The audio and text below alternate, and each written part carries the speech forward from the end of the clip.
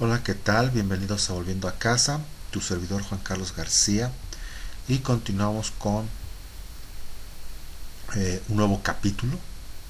Estamos estudiando la Biblia verso por verso y hoy entramos al libro de Éxodo. Vamos a ver capítulo 1 y 2. ¿Sale? Vamos a ver los acontecimientos que anuncian el último Éxodo, que sería el tema. El libro de el Sefer Torah es el segundo libro del rollo de la Torah. ¿Quién lo escribió? Lo escribe Moisés y el nombre en hebreo de este libro es Shemot. Éxodo significa salida, ¿sale?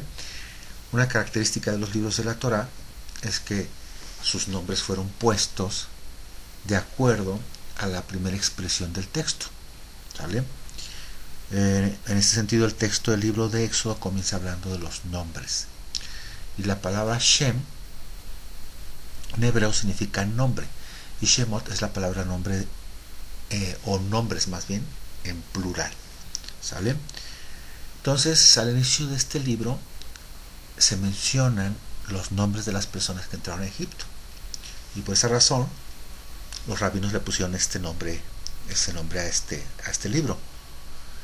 Ahora, los acontecimientos que vemos en Éxodo sucedieron aproximadamente 1500 años antes de Mashiach, o sea, aproximadamente 3500 años. Jacob tuvo una familia numerosa cuando entró a Egipto, y la razón por la que entraron a Egipto fue porque en la tierra hubo mucha hambre. Eso lo vimos en los estudios pasados.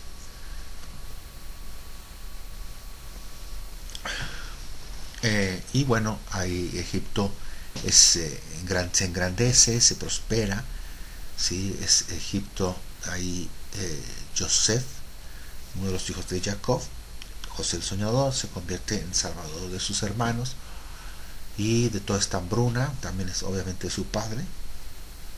Él era gobernador de Egipto, era el segundo más importante después del faraón. Y faraón les da las tierras en un lugar llamado Gosén, ¿sale? Para que ahí se quedaran. Y el libro de Génesis termina con la muerte de Joseph. Lo sepultan en Egipto, pero antes de morir le pidió a sus hermanos que no dejaran sus huesos en Egipto, sino que cuando fueran a la tierra prometida, la tierra que Elohim le prometió a Abraham, Isaac y Jacob, ahí lo enterrarán. Y bueno, se llevaron los huesos para ser sepultados en esa tierra, en esa tierra prometida. ¿Sale? Este aspecto de los huesos de Joseph tiene una relación profética con Ezequiel 37, la profecía de los huesos secos, que representan a la casa de Joseph, que se encuentran en todas las naciones y que habían de volver a la tierra prometida en algún momento. Entonces, empezamos con Éxodo número 1. Éxodo 1, estos son los nombres de los hijos de Israel que entraron en Egipto con Jacob. Cada uno entró con su familia. Jacob tuvo 12 hijos, lo que significa que entraron en Egipto 12 familias. ¿Sale? Es versículo 2, Rubén, Simeón, Levi, Judá, Isaacar, Zabulón, Benjamín, Dan, Neftalí, Gad y Aser. Todas las personas que le nacieron a Jacob fueron 70. Y Joseph estaba en Egipto, y murió Joseph y todos sus hermanos y toda aquella generación. Toda la generación de la época de Joseph murió, ¿sí? Versículo 7, los hijos de Israel fructificaron y se multiplicaron y fueron aumentados y fortalecidos en extremo, y se llenó de ellos la tierra. Aquí empieza a cumplirse la promesa dada a Abraham en el sentido de que su descendencia se multiplicaría. Versículo 8, entre tanto se levantó sobre Egipto un nuevo rey que no conocía a Joseph y dijo a su pueblo. Aquí un principio que aprendemos de este punto es que por un lado todo lo que el hombre llega a hacer con el tiempo pues se olvida. Pero por otro lado, esto nos enseña que acerca de la ingratitud del hombre, porque José fue un héroe nacional en Egipto.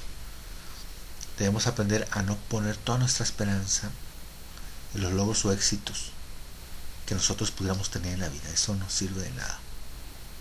¿Sale? Versículo 9. He aquí el pueblo de los hijos de Israel es mayor y más fuerte que nosotros. Había entrado una familia hebrea a Egipto que con el paso de los años se convirtió en todo un pueblo, ¿no? Muy numeroso y pues un pueblo fuerte, más que los egipcios. Versículo 10. Ahora pues seamos sabios para con él, para que no se multiplique y acontezca que viniendo guerra, él también se una a nuestros enemigos y pelee contra nosotros y se vaya de la tierra. Los egipcios nunca consideraron a los hebreos como egipcios.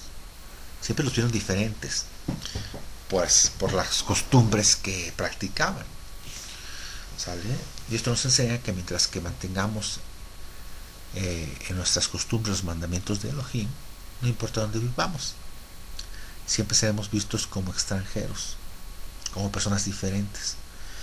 El único lugar donde se puede tener un sentimiento de identidad conforme a la identidad que nos ha dado Elohim es en Israel. ¿Por qué? Ahí no es raro que guardes Shabbat, no es nada extraño que comas comida kosher, no es extraño que celebres las festividades. Una de las razones por las que se creó el país de Israel es que había necesidad de que el pueblo judío tuviera una tierra en donde no fueran despreciados o perseguidos, como se ha visto a lo largo de la historia. Versículo 11. Entonces pusieron sobre ellos comisarios de tributos que los molestasen con sus cargos y edificaron para Faraón las ciudades de almacenaje, Pitón y Ramesés. Bueno, a partir de este momento veremos los pasos previos al éxodo. Vamos a ver lo que sucedió en el éxodo de Egipto. Y bueno, sin duda está viendo un segundo éxodo. El profeta Jeremías, que esto fue aproximadamente en los años 600 a.C., dijo que iba a haber un éxodo más grande que el éxodo de Egipto. Porque este segundo éxodo ya no iba a ser de Egipto, sino que esta salida iba a ser de todas las naciones. Es decir, sería un exilio de Roma.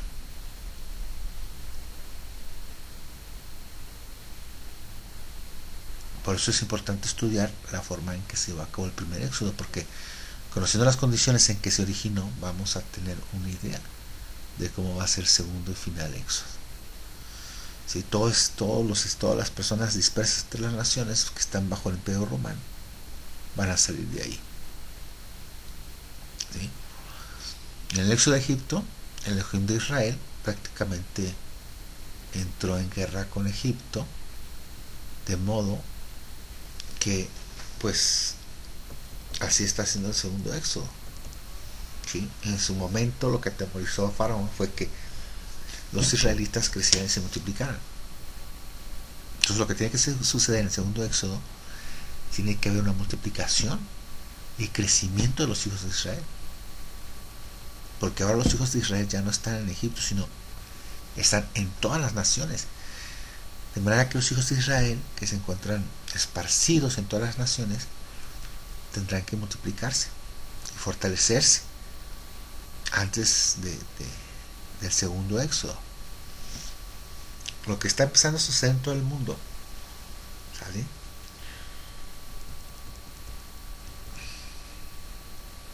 Entonces,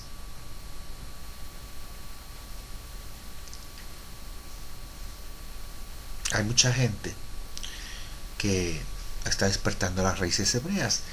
De alguna manera surge el mesianismo, muchas personas están buscando un lugar físico para congregarse y luego pues hay confusiones, ¿no? Pero ya empecé a haber un despertar. Ya está empezándose a multiplicar los hijos de Israel. en todas las naciones del mundo. Entonces, en el primer éxodo sucedió lo siguiente. Número 1, multiplicación, fortalecimiento, fruto de los hijos de Israel. ¿Sale? Que lo mismo sucederá en el segundo éxodo. Número 2, identidad de los israelitas por ser diferentes. Cuando esto sucede, se empieza a identificar a los israelitas. Pero fue hasta que se multiplicaron que se dieron cuenta los egipcios que eran diferentes. ¿Sí? Número 3, comenzaron a presionarlos con mucho trabajo y con poco salario. Lo mismo está sucediendo o va a suceder, ¿sí?, en muchos países de Occidente, donde se encuentra mucha descendencia de Abraham. En esos lugares se está sufriendo crisis económica. La gente trabaja mucho y pues no les alcanza el dinero, los ingresos, el salario para solventar las necesidades mínimas. ¿Sale? Y estas son señales de identidad entre el primer éxodo y el segundo.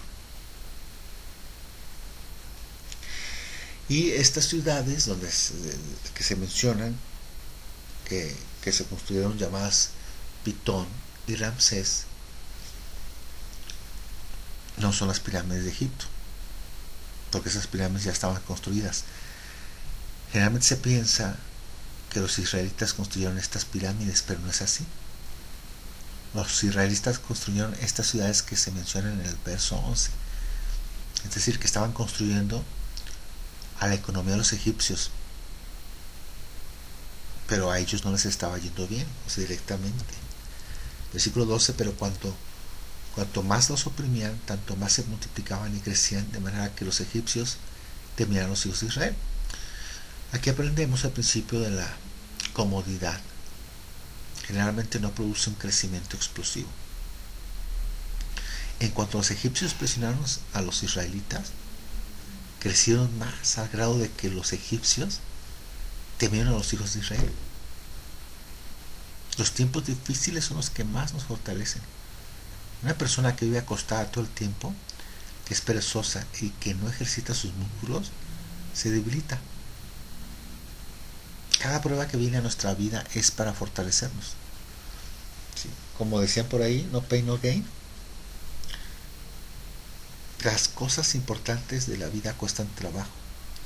El éxito se construye a base de esfuerzo, dedicación y constancia. No existe la fantasía de que vas a recibir las cosas sin esforzarte. En el libro del Apocalipsis, Yeshua les da mensajes a varias congregaciones y hay un mensaje que le da a la Odisea, la cual se había enriquecido y tenía mucha abundancia según el relato del Apocalipsis, y sin embargo le dice que es una pobre, ciega, desnuda, desventurada, y que es una congregación tibia, sin pasión, porque tenía abundancia.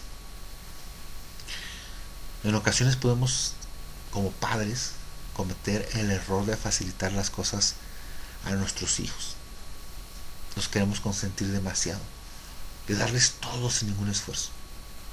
¿Y qué estamos haciendo? Incapacitándolos para el futuro. Porque pues queremos lo mejor para ellos y los convertimos en hombres y mujeres débiles, sin carácter. ¿Sí? El mandato para nosotros los padres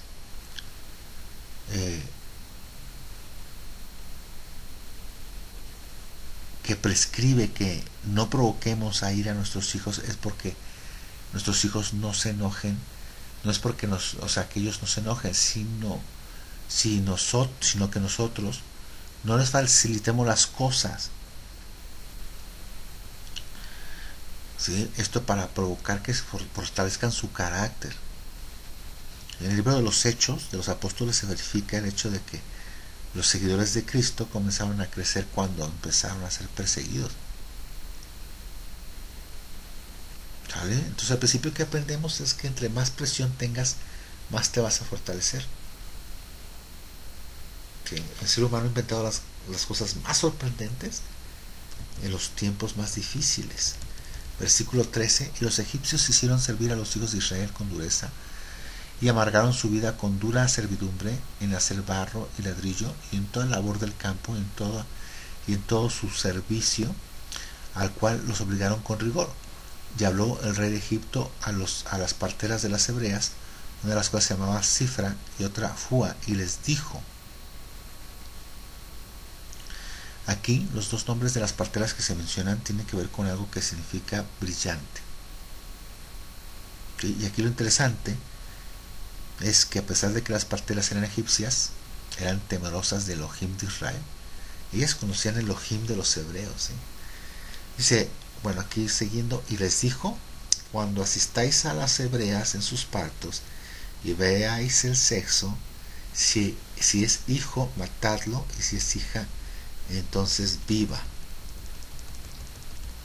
Una de las razones por las que el faraón mandó matar a los niños, que bueno, pues a los varones, era que en aquella época quien le daba la identidad era el varón. Entonces, sin varones hebreos, las mujeres hebreas se mezclarían con varones egipcios y los hijos que nacieran serían egipcios.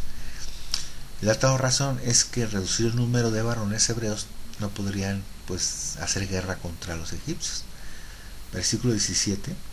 Pero las parteras temieron a Elohim y no hicieron como les mandó el rey de Egipto, sino que preservaron la vida a los niños. En pocas palabras, las parteras desobedecieron al rey de Egipto. Y de aquí surge una pregunta. ¿Hasta qué punto debemos obedecer a nuestras autoridades? Pues muy sencillo, hasta el punto en que no vayan en contra de las disposiciones de Elohim. ¿Sale? Versículo 18. Y el rey de Egipto hizo llamar a las parteras y les dijo, ¿por qué habéis hecho esto? ¿Qué habéis preservado la vida a los niños? Y las parteras respondieron a Faraón, porque las mujeres hebreas no son como los egipcias, pues son robustas y dan a luz antes que la partera venga a ellos. Las parteras decidieron mentirle al rey de Egipto, pues obviamente para preservar la vida de los niños hebreos. De lo que deducimos que es fácil mentir cuando se trata de preservar la vida de alguien. ¿Sí? Rahab, cuando escondió a los espías, también mintió para preservar la vida de los hebreos, ¿sí? De los hebreos espías. Y posteriormente recibió la bendición, como vemos a continuación, la bendición de Elohim que recibieron las parteras. Versículo 20. Y Elohim hizo bien a las parteras, y el pueblo se multiplicó y se fortaleció en gran manera.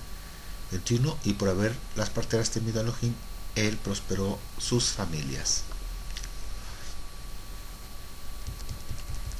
¿Sí? El secreto para que tu familia sea prosperada es temer a Elohim.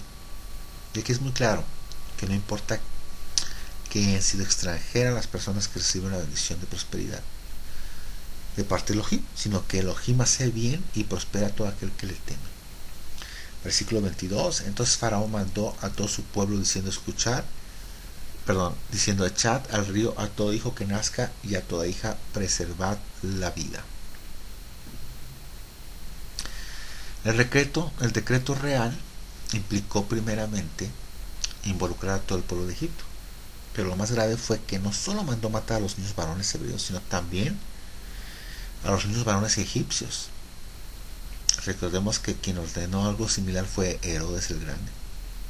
Entonces de esto deducimos que quien está detrás de Faraón para hacer esto terrible pues es el Satán. Es quien controla al rey de Egipto para pues, ordenar algo tan terrible.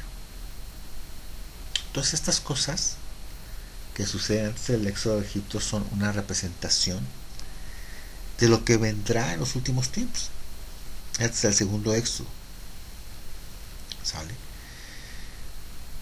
La represión y persecución de los hijos de Israel, por lo que pues debemos permanecer en oración por lo que ha de venir. ¿Sí? Y aquí terminamos con el primer capítulo 1 y continuaremos con la segunda parte en el siguiente video. Que el Padre Celestial les bendiga por los méritos y en tu nombre santo Hijo Yeshua. Amén.